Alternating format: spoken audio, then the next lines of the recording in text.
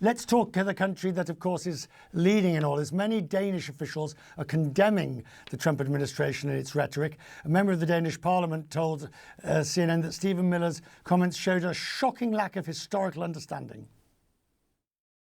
And since 1380, so for 646 years, Greenland has belonged to Denmark, uninterrupted and undisputed the entire time. So this may be one of the most well-established ownerships of territory in the world. It is not disputed by anyone. It has never been disputed by the United States themselves.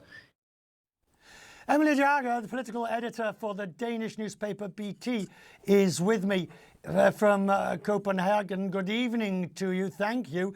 Like the rest of us, you never really expected we would be in this position. How angry?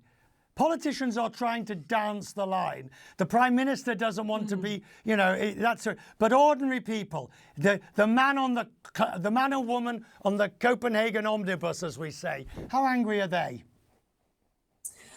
I'd say they are fairly angry, right? Because even though this comes as no surprise, given the fact that this is just Trump repeating what he said a year ago, I would say that more than angry, they're really just saddened, because many people in Denmark still view the US as one of our closest and most important allies, right? It's the country that we have been fighting wars with. It's the country that we have been fighting even unpopular wars with, and standing with them in thick and thin.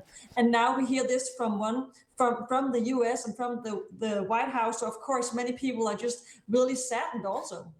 Do you think there's a consensus behind the Prime Minister for her taking this very firm line and going as hard as she possibly can against what's happening? Yes, I would say so. Also because in all the polling that has been, the Danish people are one of the people in the world that are most anti-Trump to begin with. So I think there is really a broad consensus on this being the right approach. But we have to remember there's also a history here, because we have seen that Prime Minister Mette Frederiksen previously has made some promises to Donald Trump on trying to amp up security in the Arctic, where she has failed to deliver. So one might wonder if that's perhaps in the back of Donald Trump's mind. But this is interesting, Emilie, because at some point, Denmark is going to be looking for much greater strength of words from European allies, from friends, neighbours and countrymen. The French, the British, even though not part of the EU, the Germans.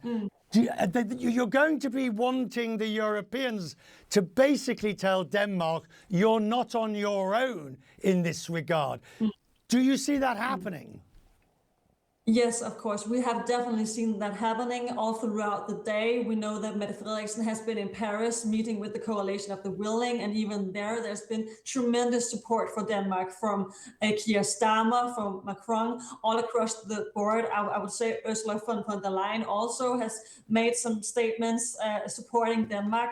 And it really is the case that you guys talked about the fact that Trump don't really need to possess Greenland, because we also have this NATO alliance, right? But even more than that, there's also a defense agreement at place between Denmark and the United States, where the United States has broad access to deploy soldiers, to have more military stations there, just like they had under the Cold War. So more than just NATO, there's also a defense agreement at place. If it is that he is actually worried about the what could you say? Worried about Greenland falling into Chinese or Russian hands. Emilie, from political editor of BT, which of course is a CNN affiliate, we're very grateful for that, and we're even more grateful that you have joined us tonight to give us the position from Copenhagen. I wish you a good evening in Denmark. Thank you.